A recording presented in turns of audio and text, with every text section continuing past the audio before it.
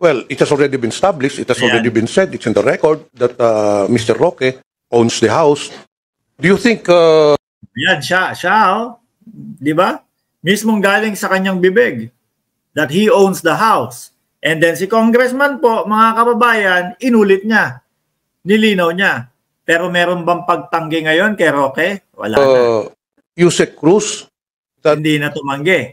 Di ba, mga kababayan? Kaya po, sabi ko naman sa inyo yung unang araw ng hearing doon sa Senado, jab-jab lang ho yun. Kumbaga sa boxing, mga kababayan, nagrereklamo tayo kay Manny Pacquiao. Bakit gano'n si Pacquiao lumaban? Parang ayaw masyadong sumuntok. Kumbaga, mga bossing, sukatan pa lang ho yun. No? Kaya yung mga natutuwa na mga OTAP supporters, ano tawag dito? Kumbaga, nilampaso ni Harry Roque si Risa Ontiveros. Ganun daw po, mga kababayan. Hindi nila alam yung susukatin natin kung gaano kalalim si Roque. Kung ano yung mga sasabihin ni Roque. So ngayon, mga kababayan, panigurado po ako, napapanood ho ito ni Senadora Risa Ontiveros.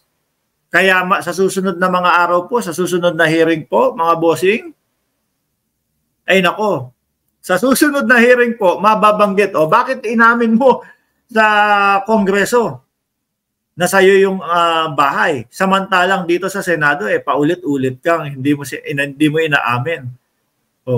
Sa corporation, di ho ba, mga kababayan?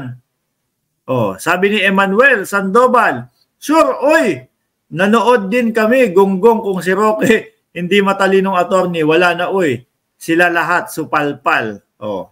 Lahat ba na supalpal? Hintayin nyo doon sa susunod na sa susunod na hearing. Dito pa nga lang po, mga kababayan. Kita nyo naman po kung paano mag-imbestiga at humalungkat ng ebidensya si Senadora Risa Ontiveros. Di ho ba? Spicy Coffee, shout out sa iyo. Pang 170 ang kanyang like. Joe Cards, Mix Vlog. Mama Cell, 164 like. Salamat po. Tuloy. Sabi ni Sir Romeo, may katiwala, may house blessing, may picture pa, incorporator, si De La Serna. Yun, yung ano niya. Si De La Serna, yung EA niya. Di ba?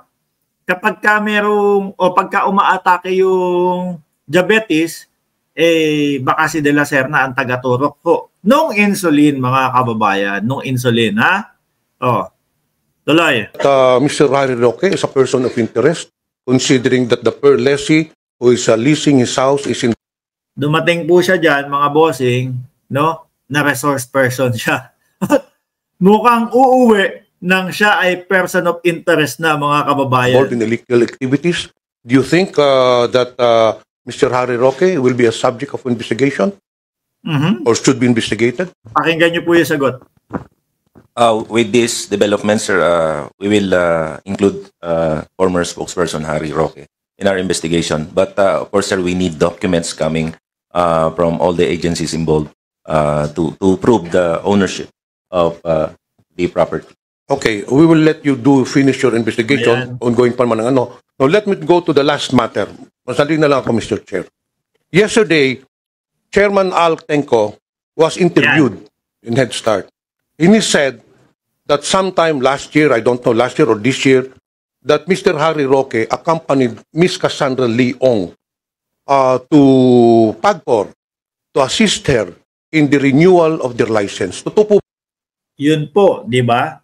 Yung napakinggan natin. Yun po yung mga narinig natin, mga kababayan. Kasama si Harry Roque, nung babae, papunta kay Altenco ng PAGCOR. Ba yun, Mr. Harry Roque? Manong Johnny, kung hindi po yun ang sinabi ni Chairman Altenco. But I saw it. Pero hindi naman nanood ako kahapon. That's all I did. Before going to we can call may Mr. I remind Altenco, wait. and we can excuse me, retrieve the files of the siguro gagawa ng paraan ni Harry Roque sa ibang word, sa ibang dialekto. Ano po? Ibang dialekto. Kumbaga parang mas magaan. Mas magaan. interview, it was very clear.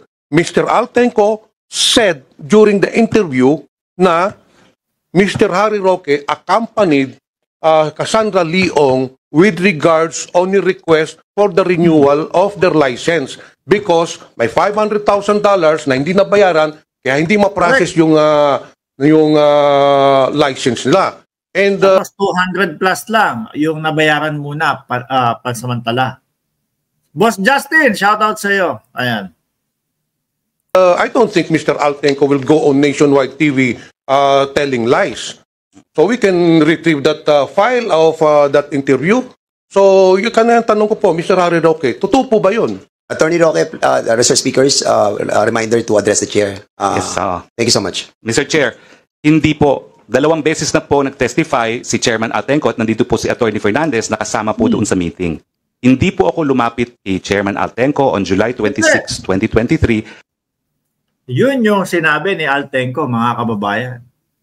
Na lumapit kasama si Harry Roque, kaya lang, nung si Altenco na po, mga kababayan, yung nagsalita o yung nagsabi, mga bossing, kumbaga parang hindi ininsist o hindi pinush ni Harry Roque. Kumbaga, pagkakaintindi ko nga doon, parang nasa gedli lang si Harry Roque. Kasama, pero parang nasa gedli lang si Harry Roque. Yun yung sinabi. Pero yung sasabihin na wala siya o walang ganong nangyari, parang iba yata yung napanood natin. Yung narinig natin kay Altenco. Pertains to the same thing. Sinasabi nyo, ang dinideny, ang tinanong ko sa inyo, totoo ba na nagsama kayo? Totoo po, yun sinamahan po, ko yun po ang tanong ko. Opo, pero Now, ang sinasabi nyo, you are denying na hindi dahil dun sa renewal ng license, dun Tama sa po. bayad.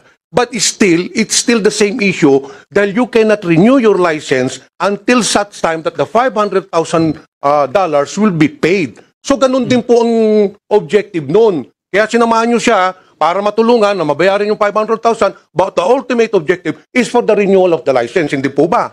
Mr. Correct. Chair, hindi po. Kasi hindi pa po mapapaso yung lisensya at that time.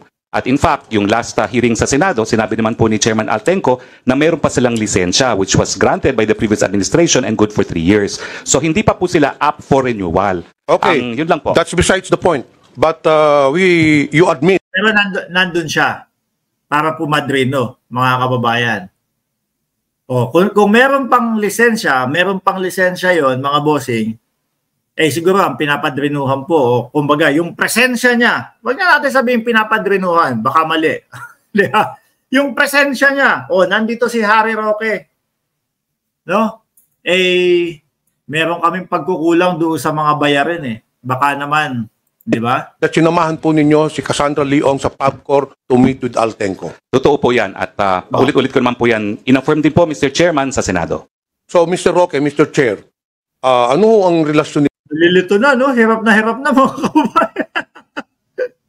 Hirap na si Attorney Harry ninyo kay Roque. Cassandra Leong? Are you a legal counsel? Are you a consultant?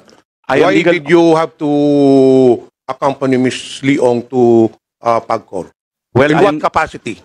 In my capacity as a practicing lawyer po, because the company that she represents is Whirlwind Corporation. Whirlwind Corporation po is isang service provider. At ang kliyente po niya ay ang Lucky South. And I'm happy po na nandito si Chairman Domingo para ma-explain kung anong nature ng service provider. They